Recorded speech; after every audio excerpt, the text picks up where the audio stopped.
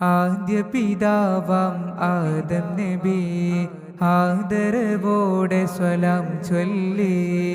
ഇദ്രീസ് യഹ്യ യൂനുസ് നബിമാർ സ്വാഗത ഗീത കഥ പാടി.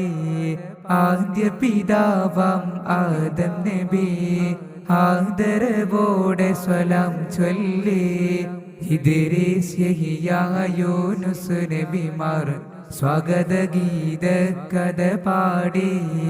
റജബെന്ന മാസം 27 മുജ്തബ നബിയുടെ മിഗ്റാജ്. നാജിദ മുജിദിന്റെ ഖുദ്റത്തിനാലെ മുഖ്താർ സയ്യിദ് മിഗ്റാജ്. റജബെന്ന മാസം 27 മുജ്തബ നബിയുടെ മിഗ്റാജ്. നാജിദ മുജിദിന്റെ ഖുദ്റത്തിനാലെ